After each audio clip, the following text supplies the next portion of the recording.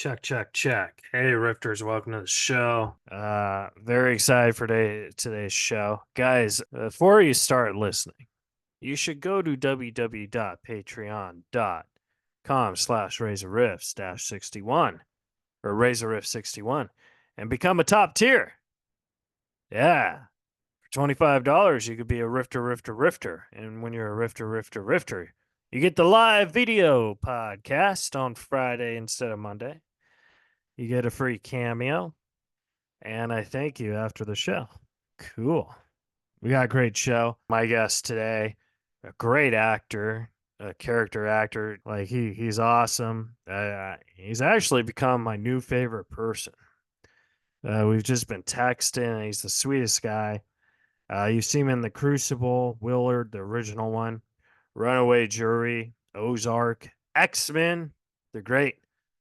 Bruce Davison is going to be here, and it's going to be fun. John Cusack, I gave her my heart. She gave me a pen.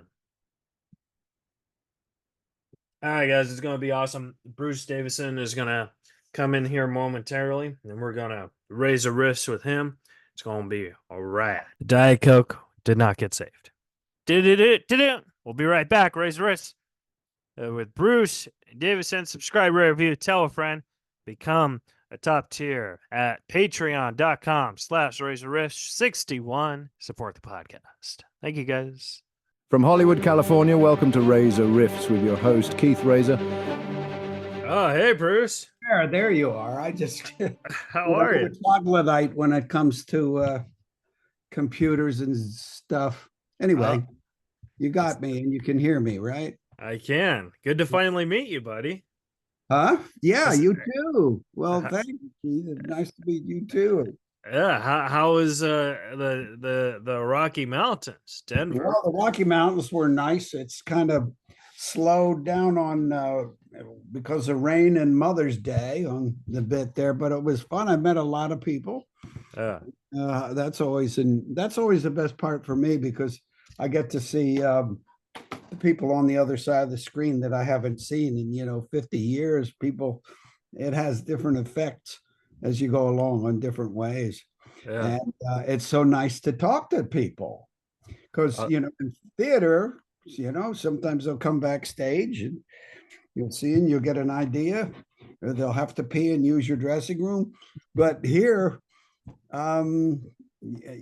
people are affected when they're younger or something else. I've been doing this for so long, and you don't get to hear those stories unless you go talk to people who come to these things, and that's the great fun of it. Was it like a Comic-Con or a horror con type thing? It was more of a horror one. It was nightmares, somebody's nightmares in Denver. Oh, those are fun. Yeah, so I've done a few of those, but I'm so scattered all over the place. I'm kind of like the guy that was somewhere everywhere, over the years. So yeah, there's westerns over here and sensitive dads with kids in comas over here, and then there's vampires, and it's all too much for a horror con, right? Well, I got one out now that's playing on Shudder called Suitable Flesh that stars Heather Graham, yeah, and Barbara Crampton, and that was fun. That was fun. So I was actually gonna watch it, but when I looked it up on IMDb, I saw a photo of your head, and I thought, yes. I thought, well, why do I want to watch it? They killed my buddy. You know what I mean? They don't necessarily kill him. My head starts talking. You know how these things go. It's another H.P. Lovecraft, and it's basically about souls shifting from one to the other. And I started off because I'm this, and my son is pretty well affected by my behavior and goes to see a therapist, Heather Graham, and that's how I sort of wingle my way in. So, I think I'm going to watch it then. I just, yeah. You will really love it because it's sort of like a throwback to the Reanimator people. Oh, nice. Did that. And it's H.P. Lovecraft, based on a short story called The Thing at the Door. Yeah. I only filmed one movie my whole life, and I died in the very beginning. So because I do stand up, so I'm not like a good act. Oh, yeah. I'm not a good actor, you know. So I Well, keep you got to be the best actor to do stand up. There oh is man. nothing, the only thing harder is soap opera. Oh And yeah. you got to do 120 pages a day, and it Yeah. doesn't matter. You can't stop. I tried to do that once with James Franco for a week or a couple of days on General Hospital, and it was like 120 pages we got to do. And I suddenly, flubbed the line, and I said, "Can we go back and do?" And then everybody went, "He stopped!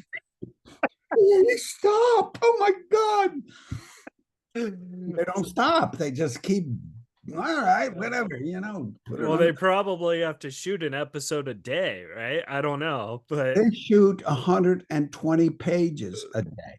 yeah. Can you imagine that?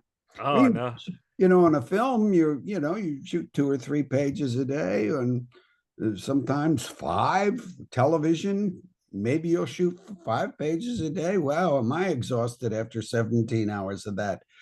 Yeah. Soap opera, boom, there you go. That's your set. Stand there, say your lines. Okay, that's it. On to the next. And that was, you got 5 minutes for that one, 5 minutes for that one. And I have a lot of friends that do. Some of them, one on Young and the Restless, and she just, I have such respect for what they do. And to Yeah. do it for 40 years or something, Yeah.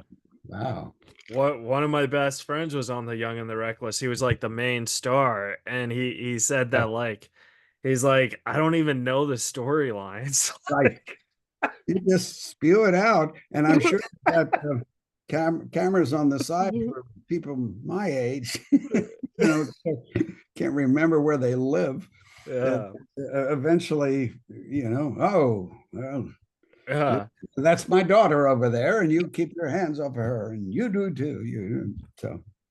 So the point I was making is the one movie I did, I died like within 3 minutes. So I don't even tell my family I was in the movie because it was like, I don't know. It was a really bad movie too. So I think that's how. I've done a few of those, but I wanted to say the next hardest thing is stand up. What you do now, Yeah. that is as naked as you get. Yeah. You get up there, and if somebody starts yelling, "You're not funny."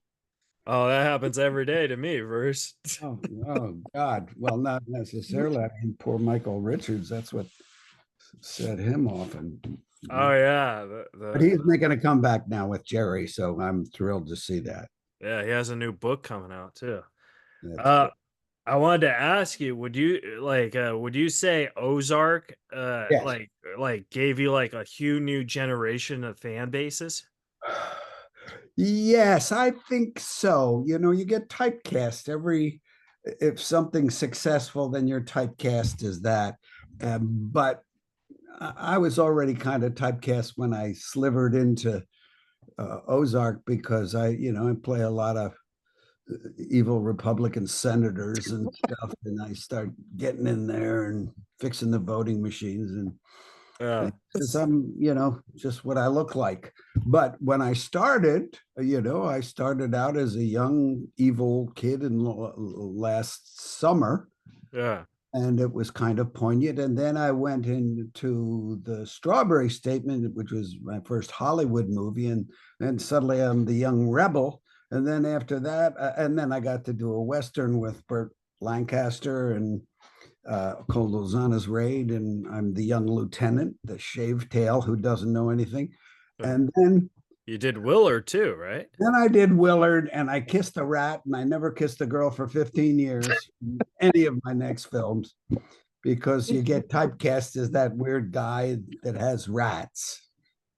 And so that's along. And then I'll get cast as, the crying dad with the kid in a coma in the movies of the week. And then, oh, Mr. Sensitive, he can play that.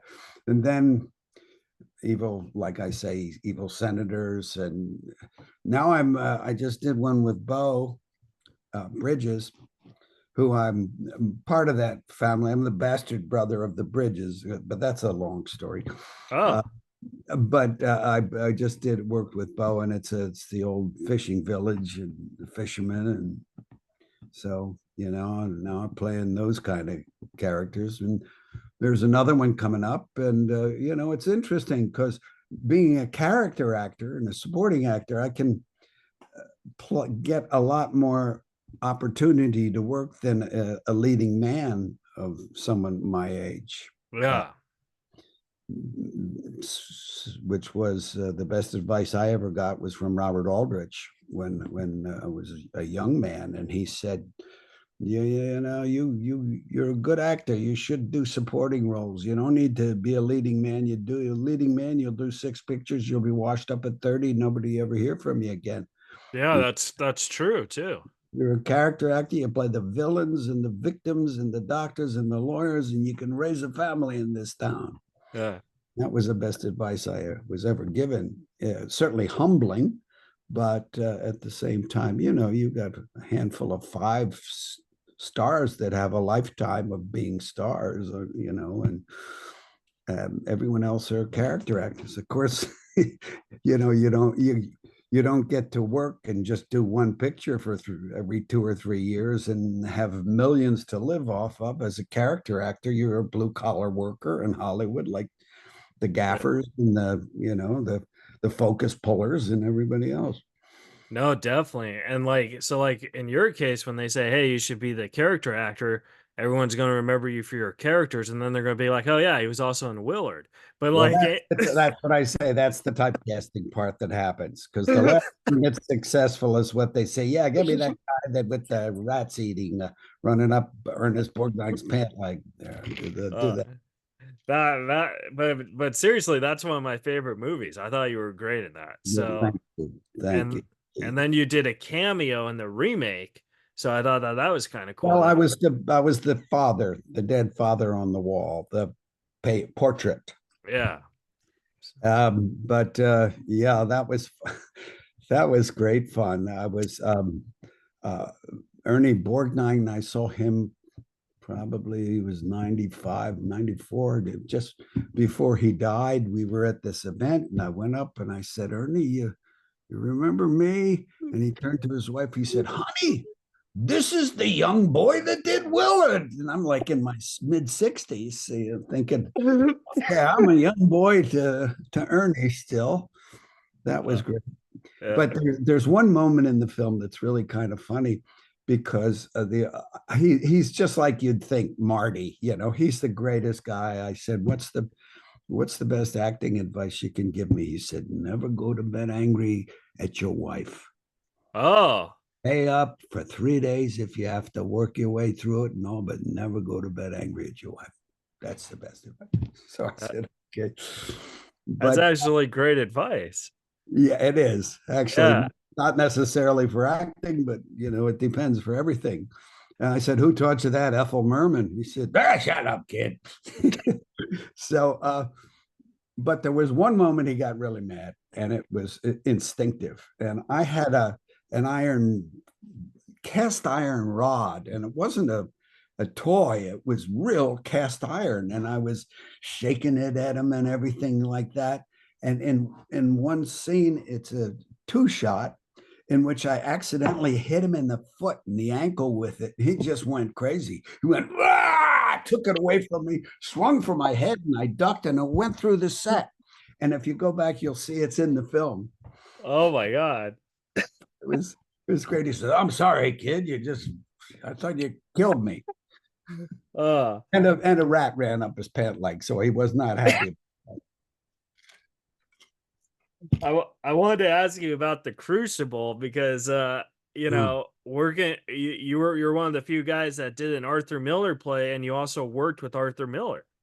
Well, I can go back before that. When I was in college, I started as an art major. And my parents said, no, you've got to get a liberal education, and you got to get a BA, Bachelor of Arts. So I did, and I had one elective my first summer at school, and it was a theater appreciation course. And I tell this story a lot because it really it's profound. But I was giving at the end of the class, we were giving a little vignette of something, to a famous quote. Mm-hmm. And we had to stand up in front of the class and give it. And I was given this one, and I still remember it to this day. And it, mostly, and it was by Arthur Miller. Right.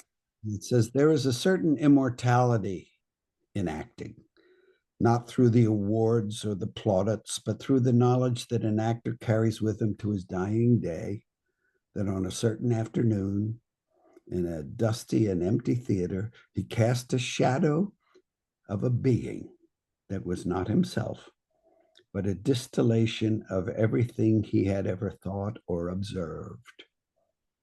All the unsingable heart song that the ordinary man may feel but never utter, he gives voice to, and in so doing, he somehow joins the ages. And I thought, okay, that's it. That's what I want to do.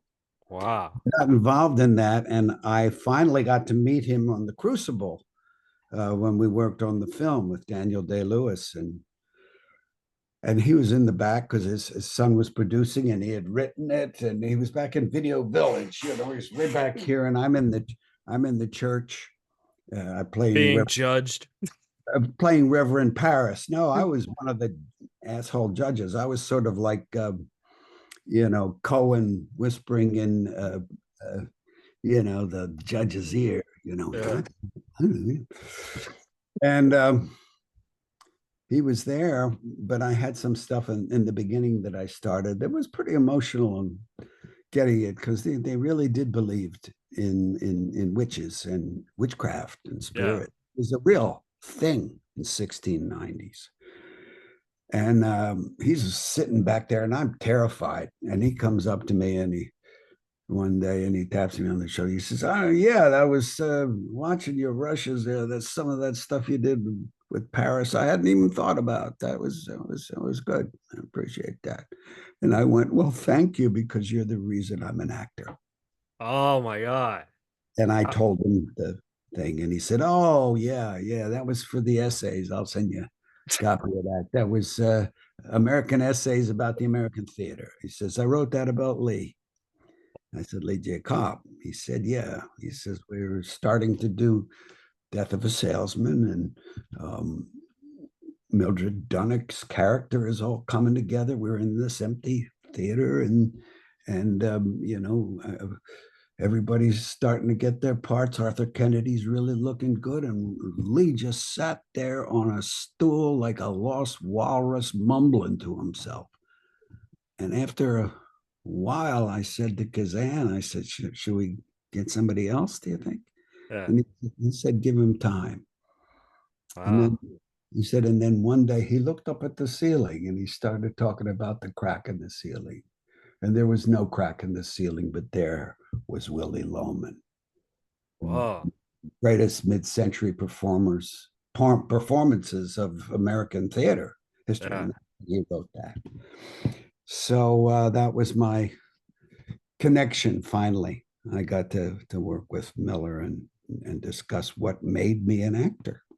Would you say like a story like that? Because in my opinion, I feel a story like that is way better than an Academy Award or an Oscar. You know what I mean? Because you Absolutely. have that forever.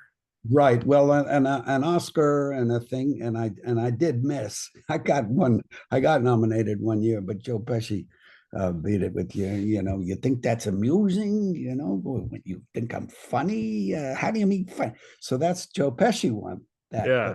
But I was also in the Best Supporting Actor. There was Al Pacino and Andy Garcia and Graham Greene from Dances with Wolves, and so we were all fighting it out over the years. But that's just a brass ring that you grab off the merry-go-round if you're lucky. Right. It's luck. It's just, or whatever, it has to do with, who campaigns and all of that. So that has nothing to do with real acting.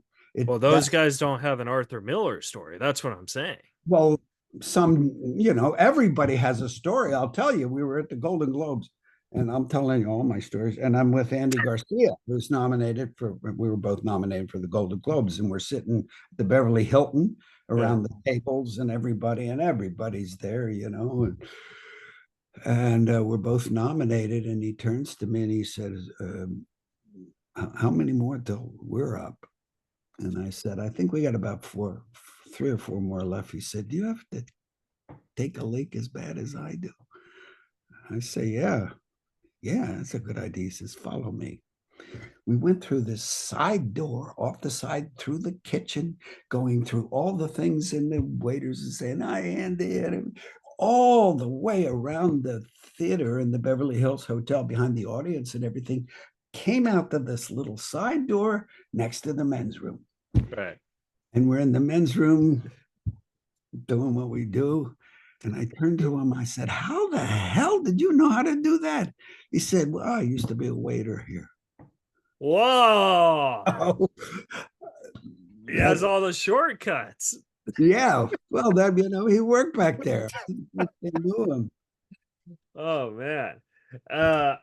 Stories like that are always better than who wins or loses some year. I mean, of course, it makes all the difference in the world to money. And, somebody wins and he goes on and he makes $1 million for his next picture. And the character actors go back to, hustling and trying to get a living and trying to get rid of a rat image, or whatever. It's just, or they're connected to the last thing that was successful that they did. No, definitely. Now, I read this, and I don't know if it's true because you can't believe everything you read on the internet. So if it's not true, we could just skip this question. Sure. But I heard you did a movie called The Cure with Yes. with Brad Brad Renfro, and that Renfro. Renfro, yeah, Yeah. and that he was like the troublemaker kid, and he was giving everyone a hard time, and then you told him, you better not give me a hard time or something like that. Yeah, actually, he and Joey Mazzello started it. Now, Joey Mazzello's the little boy from Jurassic Park, Yeah. who would say things like, well, Steven wants to do a 3-picture deal. I don't know if I want to do it. I said, you want to do that? But it was him and Brad.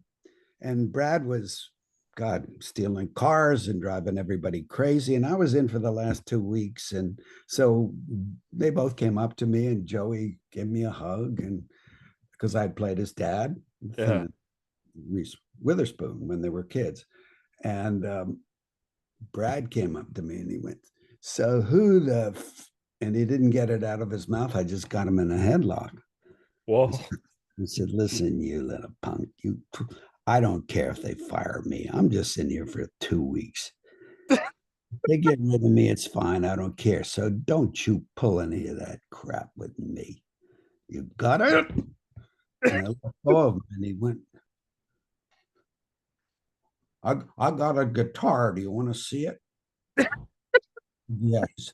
I really want to direct, I said, well, that's good. Let's talk. So that's how we got along. Years later, there was somebody that they were doing a reading of a new movie that they were going to shoot with Ian McKellen and this new director Brian Singer, just done thing, and he said, and Brad Renfro is in it. Yeah. He's now 16, 17, and he wants you to play his dad. Oh, nice. So that's how I got into Apt Pupil.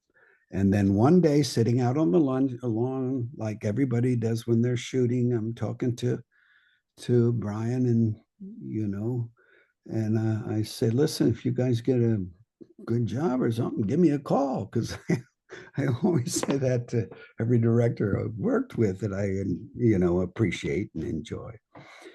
So I was the first one cast in X-Men. Oh my, yeah. And I did have a couple X-Men questions because your monologue when you first show up, like that was a very big monologue, and I just want to know, like, how was that because I don't know if you know anything about the X-Men, but how did you like incorporate that to the real feelings? You know what I mean? Well, the first X-Men script, still in my opinion, is the best because Oh it's yeah. not about special effects. It's about outlying human beings, people Yeah. who are on the outside, and there are very few special effects. They're very powerful when they come, but if you look at it, it's certainly not, hell's a popping like so many had become after that. With what can we blow up and how can we create? And the cast was so wonderful. And Hugh Jackman, we shot halfway through it before he was cast Yeah. as a Wolverine. But it always scares me when you're up there, and there's 100 people around and you have to take control, Kate Center. So you well better know what you're doing. You better know your words and what. But I had such encouragement from Patrick, who was up next, and from Ian, who said, "Oh, well, we've really got to keep up with you, don't we?" I guess, and I said, "Whoa." Yeah. And it's great. So once that hump was over, it was a lot more fun. And it Yeah. was, It would have been like stressful because I would have been like, I'm just trying to impress Jean Grey. yes. Well, I'm trying to fight with Jean Grey, actually. And my character is going toe to toe with her. And the way the scene is written in the beginning, it's just set up. It's them and us. Yeah. And I'm us and they're them, but it's really they're us and I'm them. I'm the bad guy. Yeah. But what Brian was very helpful with me in it, he says, at the end, by the end of this, I don't want you to be the bad guy. I want you to be the transitionary victim that goes through this and looks on the other side and say, well, here's one more human you don't have to be frightened of. Yeah. As I melt all over the floor. Yeah. When they turned you into a mutant. And then, so I have two more X-Men questions. I apologize, but X-Men's one of my favorites. I wanted to know, what was it like being beat up by Rebecca when she was like all painted in Oh, blue? man.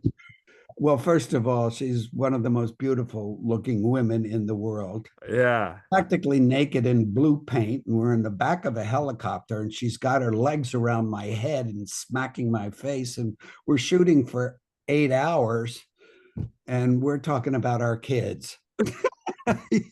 So it's like right about, oh, well, my daughter's with Dan and my son is, my son doesn't think that X-Men is a big deal. He says, you've never been in Star Wars, so, and we were just talking about, so we talked about our kids, and I loved Rebecca. In the beginning, she had to go through such hell of Yeah. they would take her 8 to 12 hours to make her up, and then she'd shoot, and then she'd have a day off, and then she'd go back and do it all over again. They have originally got it down, but this is the first one. This is breaking into all new territory. And I worked with her and Jerry, her husband, afterwards, and we did a movie, a love movie, where I was the old Frenchman, called Yeah. Love. So that was years later, and by then our kids had grown up, and yeah, but she was wonderful and such a trooper. I Oh mean, yeah. she had the hardest deal because she had to go through all of that makeup, Yeah. still feel naked through Yeah. that. Yeah. Yeah. And but that was incredible. The whole thing put together by those guys was really wonderful, and it was just the beginning of a new moment before everything became, let's blow some more shit up and But you, spinning. but you It's were like Senator Kelly, so yes, and my nephew said they can't kill Senator Kelly. Know any better?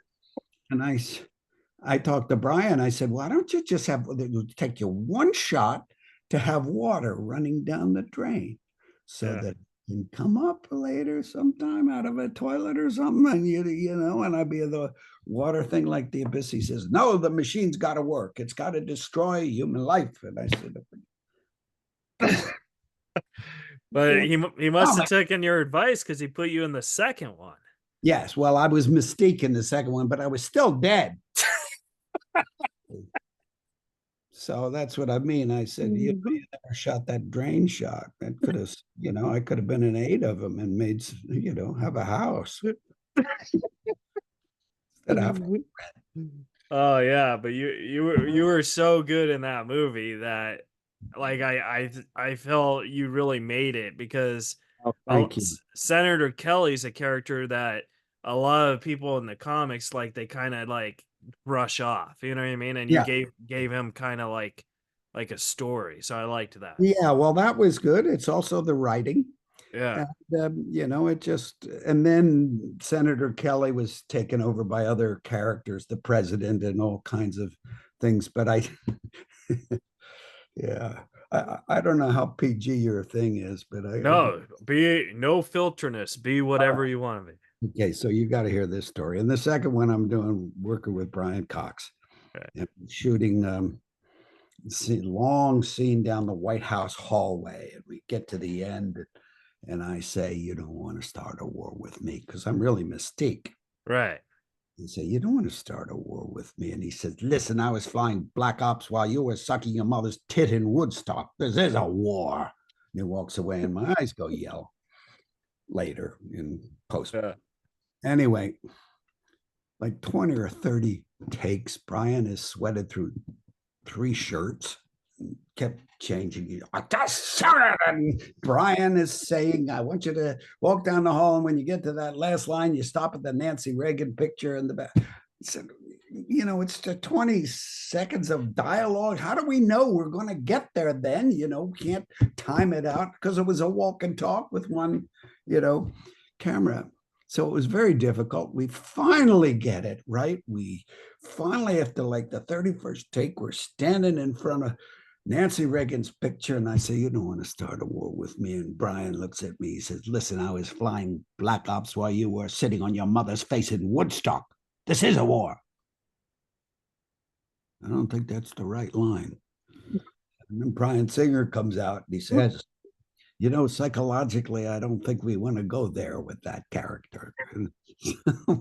But that'll never be in the gag reel. Yeah.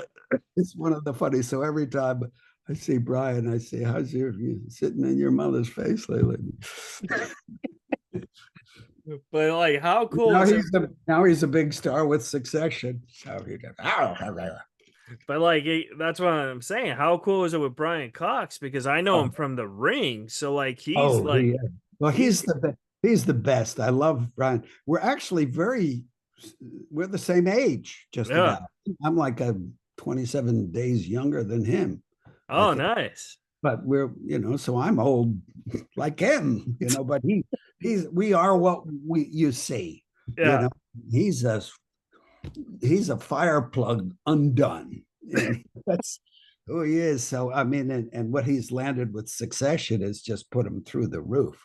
Oh, yeah. It's put him over the wonderful as striker, but he's always been great. I remember when he was doing Rob Roy and so many other things, but as a character actor, he's always been great. But every once in a while, but he got the brass ring, with Succession that came along. And that was an opportunity. So you never know. Exactly. And I wanted to ask you about Runaway Jury, which is another one of my favorite films. Oh. And I have 2 Runaway Jury questions for you. Yeah. So we'll start with the first one is when you got involved in that, because you're a lawyer and, you're in the courtroom a lot. Like, how is that like filming something like that? Because it was great. I mean, wonderful because, Gene and Dustin are 2 of my all-time idols. Yeah. And Duvall. In fact, I have all of them except Duvall signing a baseball with Paul Scofield. So I've got all the great character home run hitters, and on a baseball, and they all signed that. Oh my God, do you really? That's cool.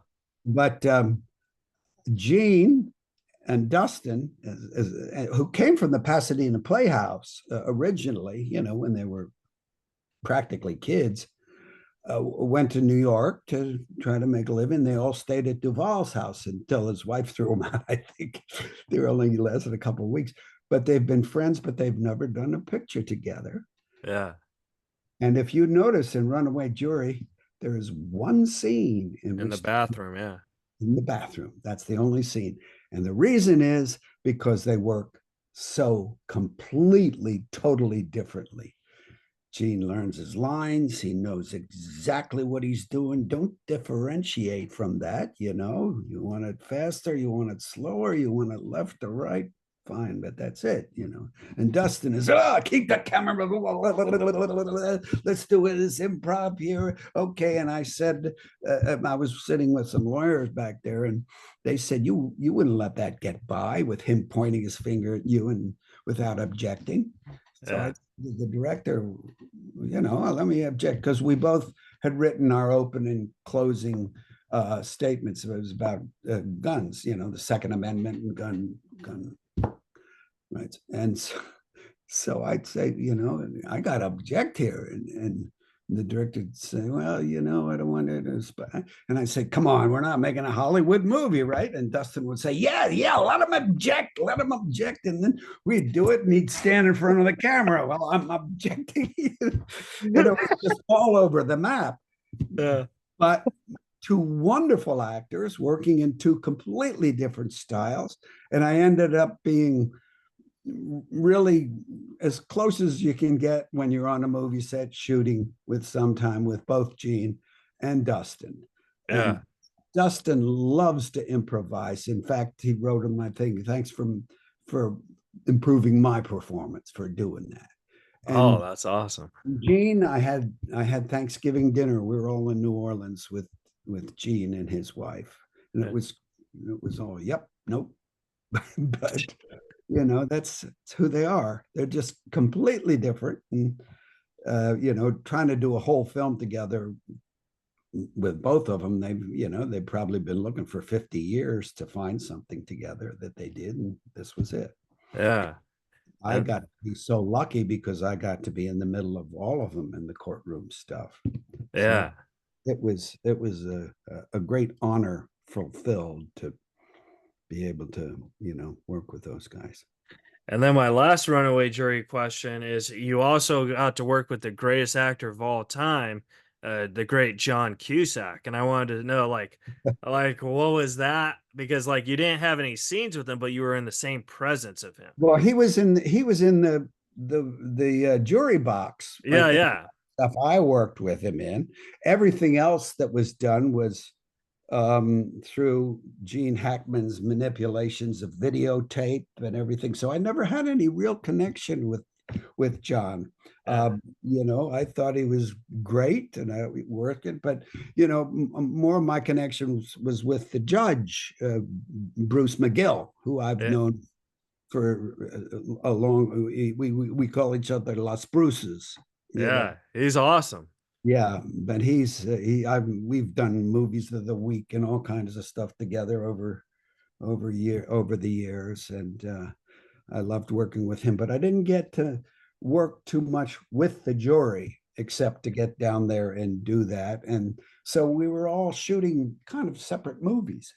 Yeah, it's about the jury. It's about what happens outside, and I didn't have. The only stuff I had with Dustin was the confrontations that we had in court, which were great. I mean, it was hell's a popping because Gene's got to sit in the back and just watch, Yeah. And Dustin is going, yeah, keep the camera rolling, Okay, do that. Now object to him, and I'll just okay, and we're off in another movie. And then John Cusack's just in the jury. So that's what I'm saying. John Cusack's being pissed off in the jury. It's all I kind of remembered him kind of being. I think he was having. I didn't get to know John. Yeah. I got the feeling he was going through some sort of romance breakup or something. Oh, really? Yeah. So I don't know, but I did. You know, we were all friendly, but we didn't come to work from the same place. So we all just showed up, and he'd be in the jury box and doing his stuff, and we'd all be in our areas. Yeah. Isn't that funny though? Like when you work in movies or TV, you know, because I think that there's a common belief that if you work with somebody, you know somebody, and I feel like there's times like sometimes you don't even meet that person. You know what I mean? Yes, you knew or you don't.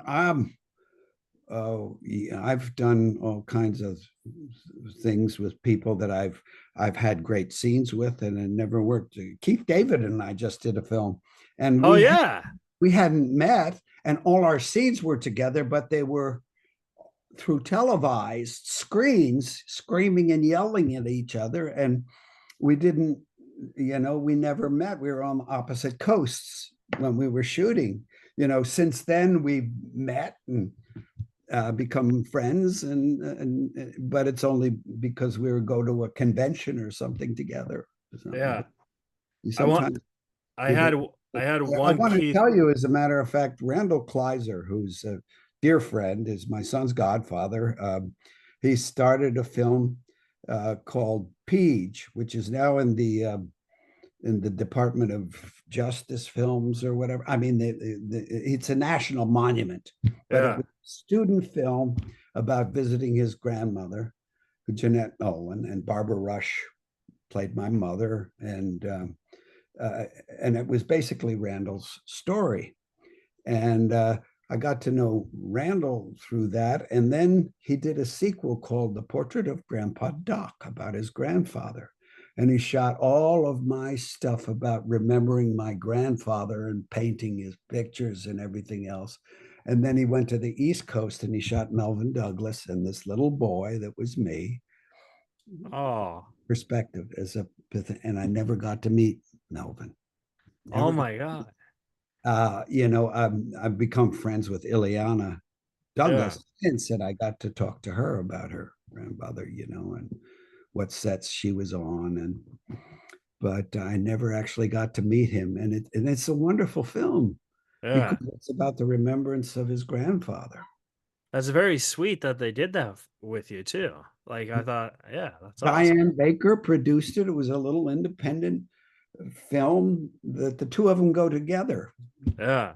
And finally, he did the trilogy, which was "It's My Party," which I couldn't play because I had just done Long Time Companion, but I'm in it. But that's Randall's true story as well. Yeah. So I have three more questions. I want to respect your time. Are we good on time? Fine, I got nothing else to do. I Uh, got rid of everything I had to do, except I got to go to the dentist. I gotta. yeah, you were telling me about the dentist. Uh, I wanted to ask you a question about Keith David real fast. Yeah, Is it true that Keith Reza is your favorite Keith and Keith David's your second favorite Keith? Keith Reza. Yeah. Who's Keith Reza? Do I know? Oh, Keith, you. Oh yeah, hey. Yeah. Well, now, as long as we're on the air, you're my favorite, Keith. Even though I couldn't remember your first name was Keith. But now I put it all together, and there it is. Keith, you're my favorite. Oh, excellent. Yes. I wanted to ask you, what's one advice you got from an actor that you worked with that made you a better actor that you take with every Oh, job you have? how long you got? I got as long as you want. I guess the first is when I'm 24, 25, Burt Lancaster. Yeah. Said, son, you're a hell of an actor, goes without saying, but you don't use your rehearsal time properly. You try to give a performance for every shot. Give a performance of the long shot for the man laying the marks. You give a performance for the sound man. You give another performance, certainly for all the girl extras hanging around here. Comes close to your close up, you've already exhausted yourself. And I'm thinking to myself, nah, wait a minute, I'm acting him off the screen. I'm doing all of this stuff. And, he's just standing there like a. And then One day I go and I see the rushes. And there's this little chihuahua bouncing around a bulldog who's just sort of watching him. Yeah. And he said, save it for the close-up. I'm sort of lightening up the PG in the terms in which this is told, because it was told about an erotic experience. You save it you have to have foreplay until you get to that Close-up, right. that close-up. He says, that's the meat and potatoes. That's the close-up, is that you work with what you got. I got the baby blues, the pearly whites. I work with them.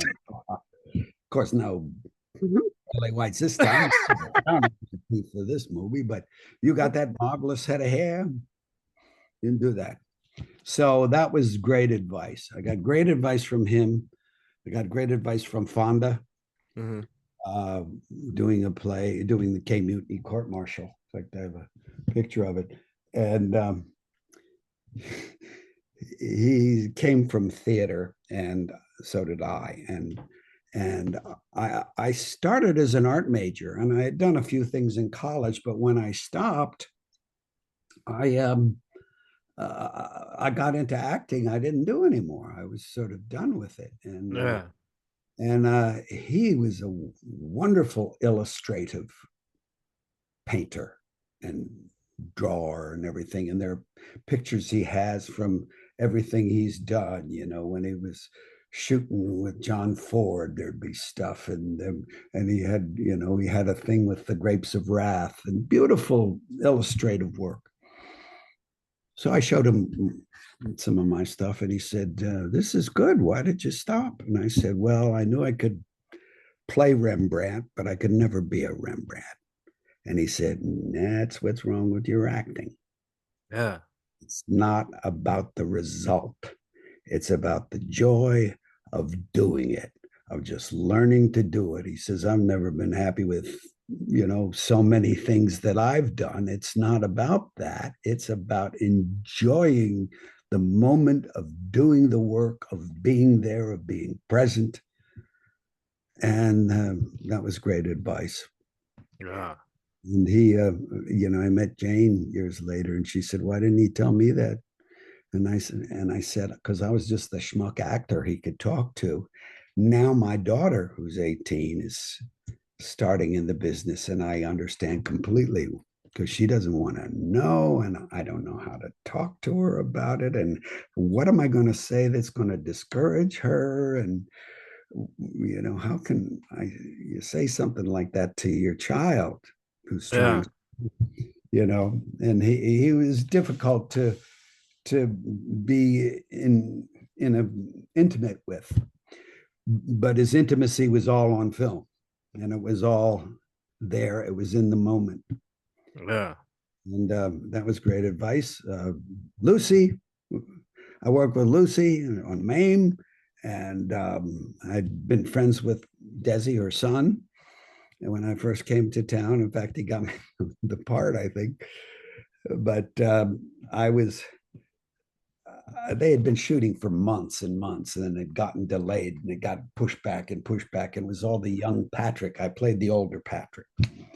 And when it comes to the scene, Beauregard has just died, and Robert Preston's just been dead. And I come back and greet her for the first time. It's the first scene we shot. So I come up the stairs, and I just hold out and I said, I love you, Andy Main. And I went back that and walked back. The director said, okay, that's good. That's a print. She says, no, it isn't. I didn't believe it. And I thought, oh, this is going to be a long haul. So I come again. We do the scene. I love you, Andy Main. I may want to be choking you to death, but I love you. We're hugging. And I go back, I go down the stairs, and as I'm walking back away, I hear, I knew you had it in you. Wow. That was Lucy. Lucy was a frightened little 7-year-old girl and a Mack truck driver. Yeah. Tied up in the same person. Oh my God. who created comedy. I mean, who created the comedy that we lived through in the 50s, who Desilu Studios and everything else, who built an empire, Right. Yeah. would also come in tears in the dressing room sometime, over one thing or another. She was such a complex and wonderful person. And I've got to say, in the last film that Nicole Kidman did, where she played Lucy, she nailed her. Yeah. You go back and you want to watch that film. That was she was so good, just with the way she'd use her hands, or the way she talked, or the way she did it, the way she'd go and operate on a script.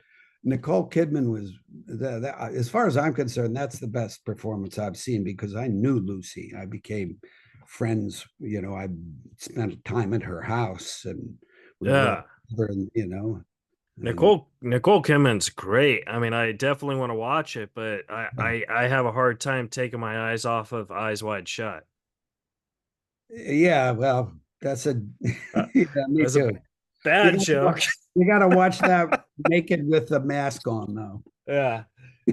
But my advice for to tell your daughter, and I'm no expert, is just tell her what you just told me, because She doesn't want to hear it right now. oh really? Wow. She's a brilliant singer, and she's beautiful. She looks like a little, but she has her voice classes and stuff. She just surprises me when she does theater, because she does a lot of musical theater. She just did Chim Chimmery, and she sounds like Julie Andrews. I mean, to hear her sing. And she's doing Velma in Chicago now. So Wow. she won't let me see. She goes in the garage, turns on all the noise in the kitchen, and make sure the doors are shut and locked, so we don't, and sings her heart out in there.